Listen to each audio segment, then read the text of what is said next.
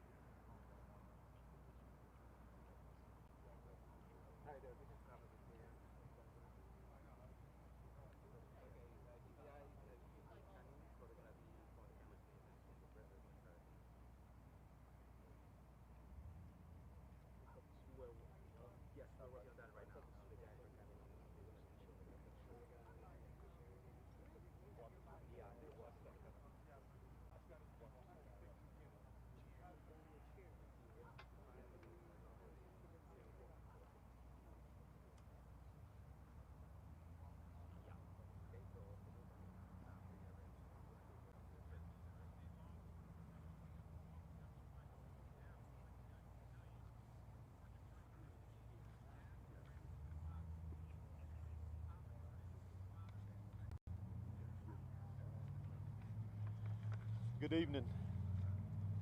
We wanted to come back and update you on the progress of the case this evening. I appreciate you being here.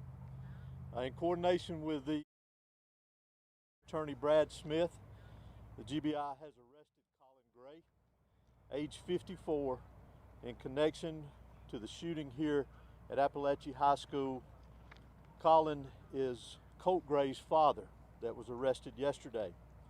He is charged with the following: 4 counts of involuntary manslaughter, 2 counts of second-degree murder, and 8 counts of cruelty to children.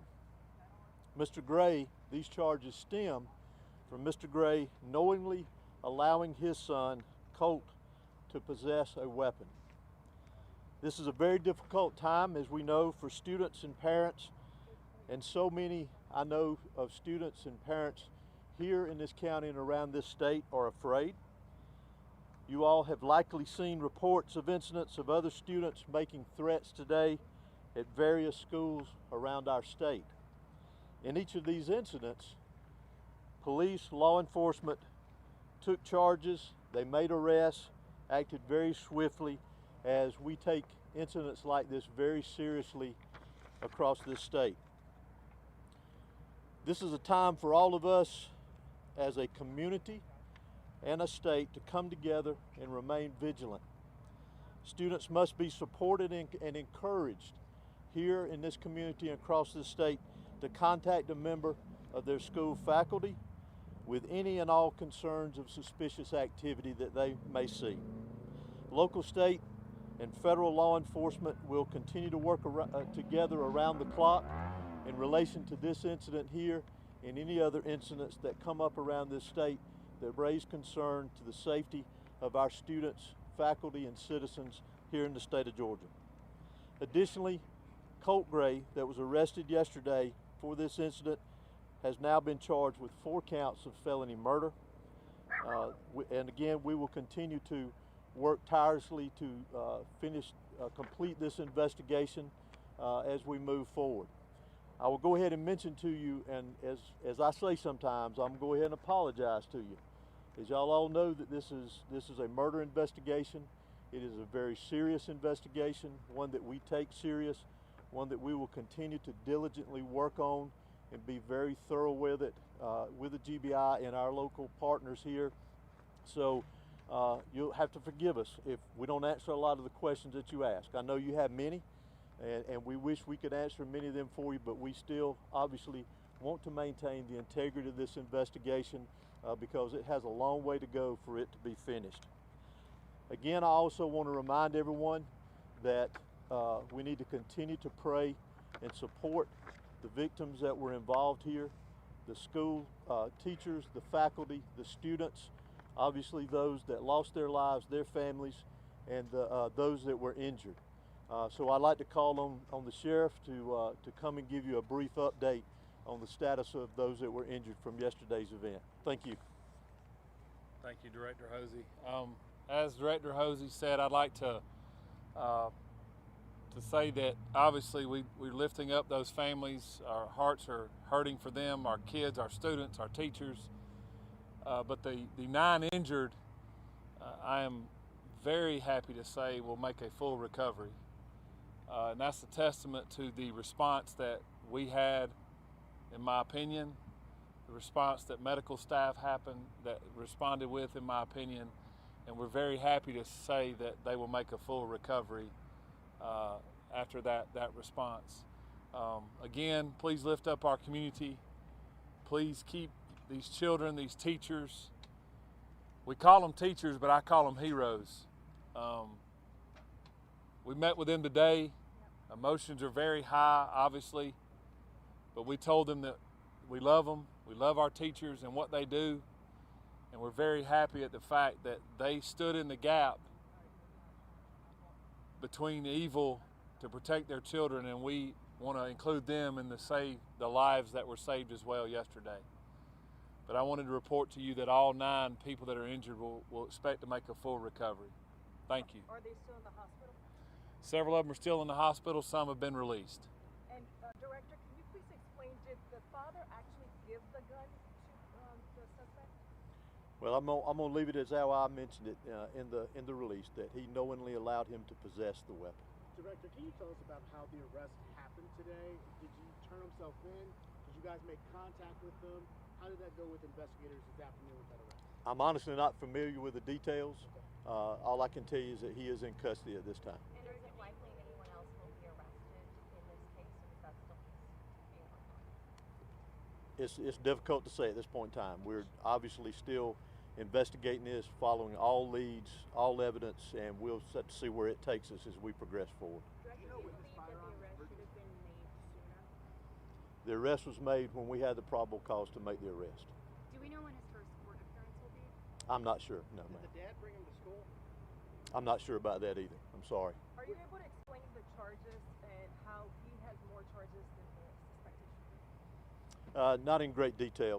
The biggest thing, as I mentioned earlier, is that he is in custody at this point in time. His charges are directly connected with the actions of his son and allowing him to possess a weapon. Sheriff, will he be housed in your facility? Is that where he'll be held? How does that move forward? He'll be held in the Bexar County Detention Center. Will his mugshot be available tonight, or will it take some time until tomorrow to get his mugshot? It depends on how long it takes us to book him, but if it's available, we can get that to y'all tonight. Sheriff, If not tomorrow. You said some good news that some have been released. Do you know the numbers of patients that have been released, victims? I don't want to speak to that because I don't know the exact number, but I know that I want to just report that all 9 would make a full recovery and be able to leave the hospital. Sheriff, there were 9 people that were injured. Do you know if they are a mix of students and teachers or staff, or are they just students? I believe 2 were adult teachers, and the rest, which would be 7, would be students. Director, can you explain whether there's precedent for charges like this? I'm sorry. Can you explain whether there's precedent in the state of Georgia as far as the GBI is concerned for the father or parent to be charged for the crime? I don't have any details on any history of it, but I would venture to say it's not something new. Can you tell us about the evidence that led to these charges? No, ma'am. That's part of the ongoing investigation. I apologize. Sheriff, after all this time with him being able to talk with investigators, you were pretty strong yesterday. We were saying this was an evil act. It's very sad, obviously, but looking back at what the 14-year-old's been able to say to investigators over the last 24 hours, can you reflect on just what this community is facing after what he allegedly did at this school? What we're facing, heartbreak. We're heartbroken.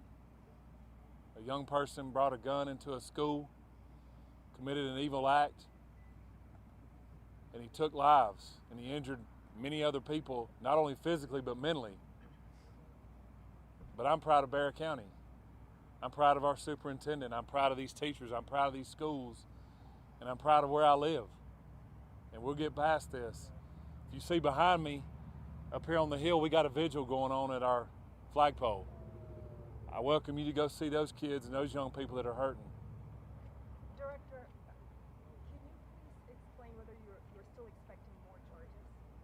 I think I answered that earlier. Our investigation is still ongoing, so we'll see where things go with our investigation, and I'll leave it at that. Thank you so much. That's all we have for tonight. Continue to follow the GBI on X. Please monitor our website.